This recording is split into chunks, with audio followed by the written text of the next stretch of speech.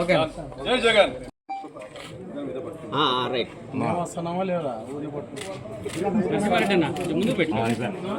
ఒక్క సెకండ్ అయిపోయింది. ఓకేనా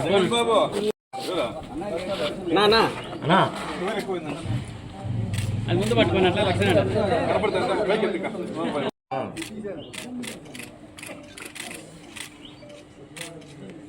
డిజిటల్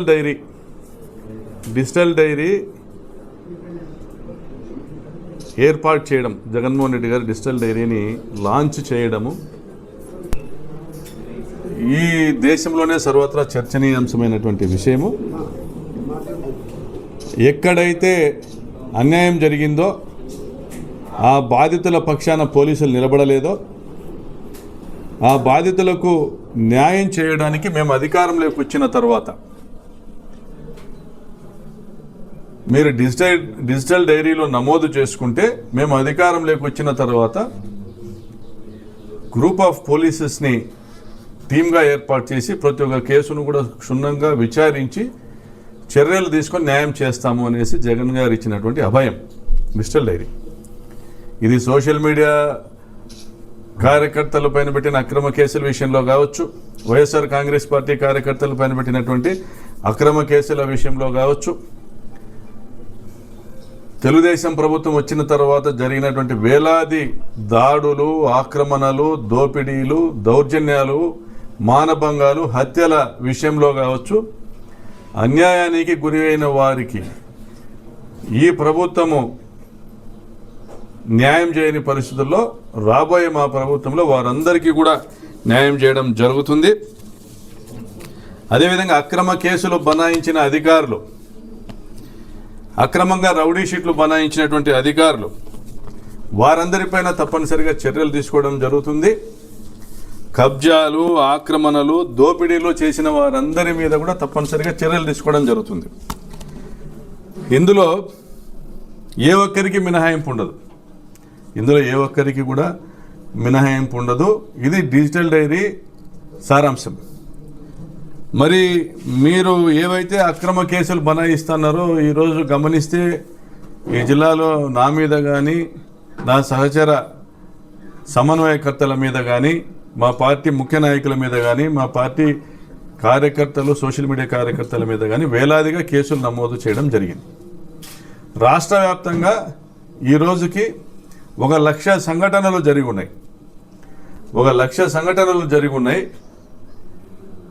మా మీద దాడులు చేసి, మా మీద దౌర్జన్యాలు చేసి, మా హక్కుల్ని హరించి, రాజ్యాంగబద్ధంగా మాకున్నటువంటి రైట్ టు స్పీచ్ అనేటువంటి ఒక హక్కును హరించి, మేము భావ వ్యక్తీకరణ కూడా చేయనీయకుండా మమ్మల్ని కట్టడి చేసి, మేము ఈ దేశంలోని ఏ గ్రామానికైనా, ఏ ఇంటికైనా వెళ్ళేటువంటి స్వేచ్ఛ స్వాతంత్రాన్ని హరించి ఇబ్బంది పెట్టేటువంటి సంఘటనలు, దాడులు, హత్యలు, మానభంగాలు ఇవన్నీ కూడా 1,00,000 సంఘటనల పైన జరిగినాయి ఈ రాష్ట్రంలో. ఇవి కాకుండా మా మీద జరిగినటువంటి దౌర్జన్యాలు, మా వైఎస్ఆర్ కాంగ్రెస్ పార్టీ మీద, మా కార్యకర్తల మీద జరిగినటువంటి దౌర్జన్యాలకు సంబంధించి కేసులు బనాయించనివి కూడా అధికార పార్టీకి తొత్తులుగా వ్యవహరించి వారి పక్షాన కాకి చొక్కాలు నిలబడినటువంటి సంఘటనలు కూడా 1,00,000కు పైగా ఉన్నాయి. వీరందరినీ ఈరోజు ఒకటే హెచ్చరిక చేస్తూ ఉన్నాం. జగన్ గారు ఏదైతే డిజిటల్ డైరీ ఏర్పాటు చేస్తూ ఉన్నారో అది మాకందరికీ శ్రీరామ రక్షే కాదు, మీ అందరి పట్ల అది పాశుపతాస్త్రంగా కూడా పనిచేస్తుందని తెలియజేస్తాం. మరి ఈ సందర్భంగా మనం గమనించుకోవాల్సింది, మిథున్ రెడ్డి గారికి నిన్న బెయిల్ రావడం జరిగింది. బెయిల్కి సంబంధించినటువంటి ఆర్గ్యుమెంట్స్లో ఎక్కడ కూడా ప్రైమా ఫేసి ఎవిడెన్స్ లేదు, ఎటువంటి సాక్ష్యాధారాలను కూడా కోర్టుకు సమర్పించలేకపోయింది ఆ స్పెషల్ ఇన్వెస్టిగేషన్ టీము. మరి ఎవిడెన్స్ లేదు, ప్రూఫ్స్ లేవు, ఈ సాక్ష్యాలు లేవు, ఆధారాలు లేవు, ఏమీ లేవు. కానీ ఇది ఎంతో ప్రాముఖ్యత కలిగిన కేసు కాబట్టి బెయిల్ ఇవ్వద్దండి అని మాత్రం ఆర్గ్యుమెంట్స్ చేసినారు. మరి ఎటువంటి ఆధారాలు లేకుండా ఇన్ని రోజుల పాటు జైలులో జ్యుడిషియల్ కస్టడీలో ఆయనను ఉంచడమే ఇప్పటికే కరెక్ట్ కాదు. మీరు కేవలం కన్ఫెషన్స్ ఆధారంగా కన్ఫెషన్స్ ఆధారంగా అంటే తోటి ముద్దాయిలు ఇచ్చినటువంటి వాంగ్మూలం, అంటే వీరు చెప్తున్నది వారు ఇచ్చిన వాంగ్మూలంలో ఈ నిందితుల పేర్లు ఉన్నాయనేసి, అంటే అవి కూడా ఆ వాంగ్మూలాలు కూడా మేజిస్ట్రేట్ గారి ముందర ఆ ముద్దాయిలు కంప్లైంట్ చేసినటువంటి పరిస్థితి గమనిస్తే థర్డ్ డిగ్రీ ప్రయోగించారు, మా మీద దౌర్జన్యంగా మాతో సంతకాలు పెట్టించుకున్నారు, మేము చేయని నేరాలను మేము చేసినట్లుగా వాళ్ళు రికార్డులో రాసుకొని మా ఎవిడెన్స్ కింద రాసుకొనేసి మా వాంగ్మూలం కింద రాసుకొని సంతకాలు పెట్టించుకున్నారనేసి దాదాపుగా ముద్దాయిలందరూ చెప్పడం జరిగింది. మరి వీటన్నిటికీ కూడా ప్రాథమికంగా మీరు చేసింది ఏంటంటే, మీ ప్రభుత్వం వచ్చినాక ఉదయభాను అనేటువంటి ఒక శాసనసభ్యునికి సమీప బంధువు అయినటువంటి వాసుదేవరెడ్డి ఎవరైతే బ్రివరేజ్ కార్పొరేషన్ ఎండీగా పనిచేసినారో ఆయనను లొంగ తీసుకోవడానికి ఉదయభానును జనసేనలో చేర్పించి, కృష్ణా జిల్లా జగ్గైపేట మాజీ శాసనసభ్యులు ఆయన జనసేనలోకి చేర్పించి ఆయన ద్వారా వాసుదేవరెడ్డిని మీరు లోబర్చుకొని భవిష్యత్తులో ఎక్కడ కూడా పోస్టింగ్లు ఇవ్వని పరిస్థితి చూడాల్సి వస్తున్నటువంటి విధంగా బెదిరించి ఆయన ఇచ్చినటువంటి కన్ఫెషన్ ఆధారంగా మీరు కేసును నిర్మించుకుంటూ వచ్చినారు. వాస్తవానికి 14-19 మధ్యలో 70,000 కోట్ల రూపాయల ఆదాయం ఎక్సైజ్ ద్వారా లిక్కర్ అమ్మకాల ద్వారా ఈ రాష్ట్రము చవి చూస్తే, జగనన్న హయాంలో 19-24లో 1,05,000 కోట్ల రూపాయల ఆదాయాన్ని, అంటే దాదాపు 50% ఆదాయాన్ని పెంచుకుంటూ పోవడం మనం అందరం కూడా చూసాం. మరి లిక్కర్ కన్జంప్షన్ కూడా దాదాపుగా 33% లిక్కర్ కన్జ్యూమర్స్ను తగ్గించడం, లిక్కర్ కన్జంప్షన్ కూడా తగ్గించుకుంటూ ఆదాయం పెంచుకుంటూ వచ్చిన పరిస్థితి మనం చూసాం. మరి ఆదాయం పెరిగిన ప్రభుత్వంలో స్కామ్ జరిగిందా, మరి ఆదాయం తగ్గిన చంద్రబాబు ప్రభుత్వంలో స్కామ్ జరిగిందా? ఆ రోజుల్లో కూడా చంద్రబాబు లిక్కర్ స్కామ్ చేశాడు.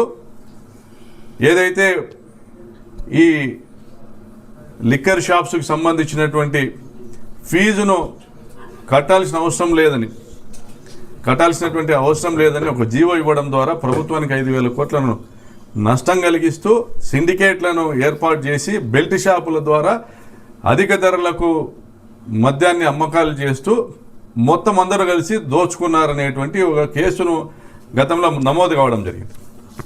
మరి మనందరికీ తెలుసు ఓటుకు నోటు కేసులో చంద్రబాబు నాయుడు గారు ఏ విధంగా దొరికిపోయారనేసి. ఓటుకు నోటు కేసులో చంద్రబాబు నాయుడు గారు సహా ఆయన మిత్ర బృందం ఏ విధంగా దొరికిపోయిందనేది దేశానికి తెలుసు. అంటే పకడ్బందీగా మీడియా ముందర దొరికిపోయినటువంటి పరిస్థితి మనకు తెలుసు. అదేవిధంగా స్కిల్ డెవలప్మెంట్కి సంబంధించినటువంటి కేసులో, స్కిల్ డెవలప్మెంట్ స్కామ్కు సంబంధించినటువంటి కేసులో జడ్జి గారు చంద్రబాబు నాయుడికి ఏ విధంగా బెయిల్ ఇచ్చారో మనందరికీ తెలుసు. ఆయనకు ఆరోగ్యం బాగలేదు, లేని జబ్బులన్నీ ఉన్నాయి, చర్మరోగాలు ఉన్నాయి, కళ్ళు కనపడడం లేదు, సర్జరీ చేయాలా అనేటువంటి హెల్త్ గ్రౌండ్స్ మీద మాత్రమే ఆయనకు బెయిల్ వచ్చింది, మెరిట్స్ మీద కాదు. ఎక్కడా కూడా చంద్రబాబు నాయుడు గారికి ఈ కేసులో సంబంధం లేదని కాదు, సంబంధిత ఐఏఎస్ ఆఫీసర్స్ రిజెక్ట్ చేసినా కూడా ఈ పేమెంట్ స్కిల్ డెవలప్మెంట్ కార్పొరేషన్ నుంచి చంద్రబాబు నాయుడు గారి బినామీ కంపెనీలకు పేమెంట్ పంపడం ఇది పద్ధతి కాదని సంబంధిత ఐఏఎస్ అధికారులు రిజెక్ట్ చేసినా కూడా చంద్రబాబు నాయుడు గారు నోట్ పుటప్ చేసి ఆయన సంతకం పెట్టి ఆ పేమెంట్స్ చేయడం జరిగింది. అక్కడ నుంచి తమ షెల్ కంపెనీస్కి పంపడం జరిగింది.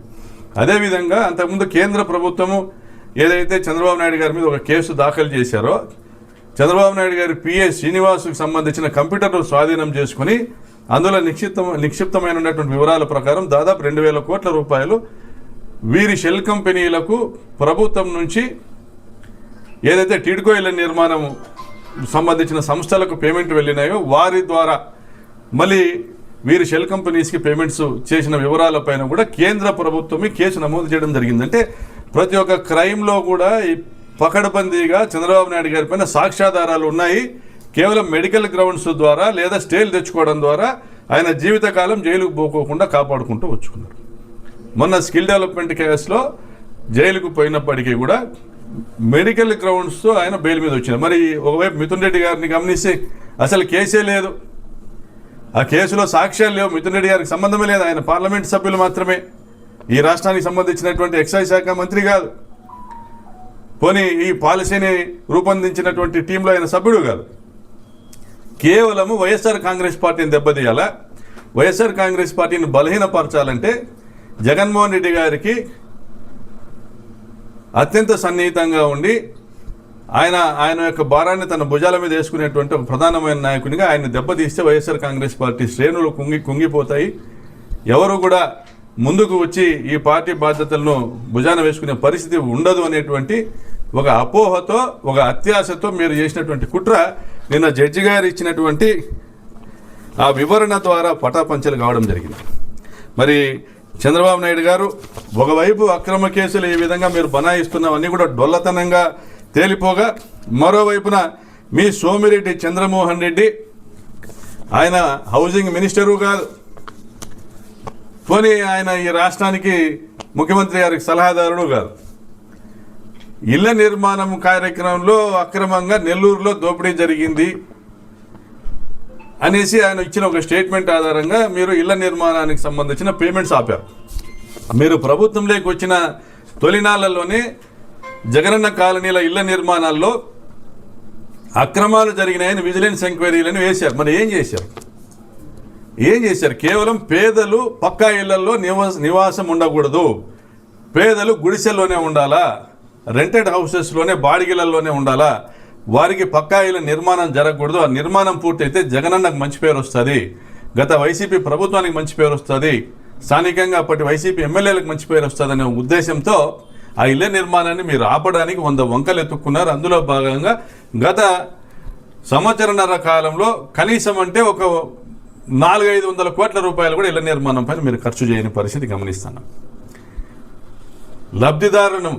లబ్ధిదారులను ఇబ్బంది పెడుతూ, లక్షలాది మంది లబ్ధిదారులను ఇబ్బంది పెడుతూ, మీకు సంబంధించిన ఎమ్మెల్యేలకు వాళ్ళ ఈగోని సాటిస్ఫై చేసేటువంటి కార్యక్రమం మీరు చేస్తూ 1,80,000 రూపాయలకే ఇల్లు స్లాబ్ పూర్తి చేసి ఇల్లు అప్పచెప్పేటువంటి ఒక పవిత్రమైన కార్యక్రమం, లాభాపేక్ష లేని కార్యక్రమము ఎంతోమంది మేస్త్రీలు, ఎంతోమంది చిన్న చిన్న కాంట్రాక్టర్లు ముందుకు వచ్చి చేస్తూ ఉంటే ఆ ఇళ్ల నిర్మాణం ఆపుతూ దానికి పత్రికా ప్రకటనలు కావచ్చు, అసెంబ్లీలో మాట్లాడటం కావచ్చు, దాని మీద కంప్లైంట్లు పెట్టడం కావచ్చు, ఏదో ఒక మార్గాన్ని ఎంచుకొని ఇళ్ల నిర్మాణం ఆపుతూ కాంట్రాక్టర్ల నుంచి ఇంటికి 10,000 లేదు 10,000 నుంచి 20,000 రూపాయలు వసూలు చేసే కార్యక్రమం.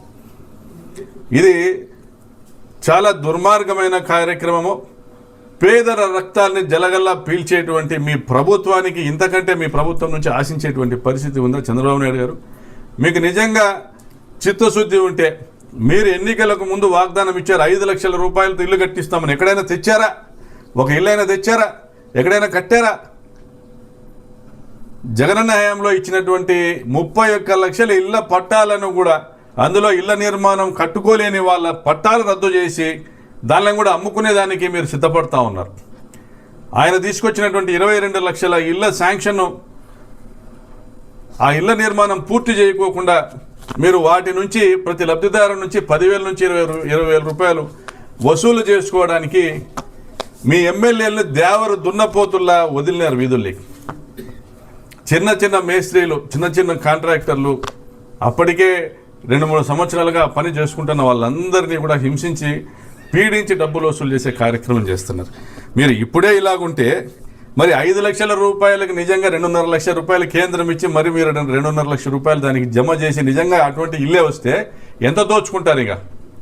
ఎంత దోచుకుంటారు అంటే మీకు ఇళ్ల నిర్మాణము గతంలో టిడ్కో ఇళ్ల నిర్మాణం ద్వారా మీరు అక్రమంగా వసూలు చేసింది సిబిఐ ఈడీ దృష్టిలో ఉంది, కేసులు నమోదైనాయి.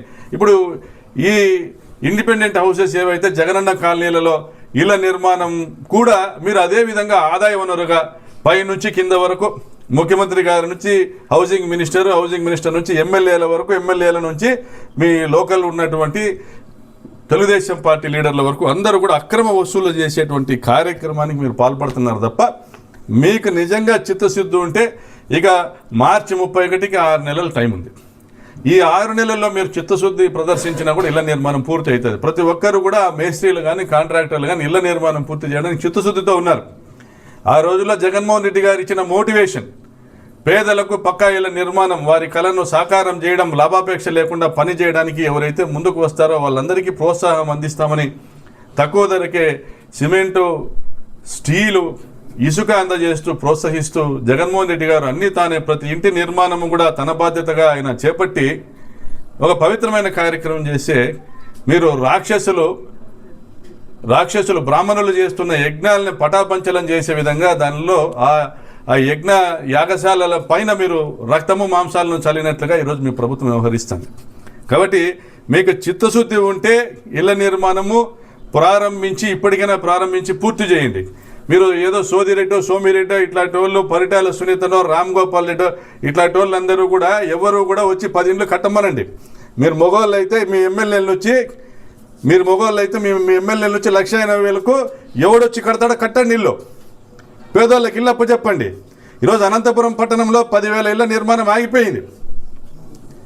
10,000 ఇళ్ల నిర్మాణం ఆగిపోయింది. పరిటాల సునీతకు సంబంధించినటువంటి ఆమె నియోజకవర్గం రాప్తాడు నియోజకవర్గంలో ఆలమూరు కొడిమి ప్రాంతంలో ఇళ్ల నిర్మాణం ఆగిపోయింది. అదేవిధంగా సింగనమలకు సంబంధించి సిద్ధరాంపురంలో ఇళ్ల నిర్మాణం ఆగిపోయింది. అనంతపురం రూరల్ మండలంలో ఉప్పరపల్లిలో ఇళ్ల నిర్మాణం ఆగిపోయింది. దాదాపుగా 25,000 మందికి అనంతపురం అర్బన్లో 25,000 మందికి ఇళ్ల పట్టాలు ఇచ్చింది మా ప్రభుత్వం, మా జగనన్న.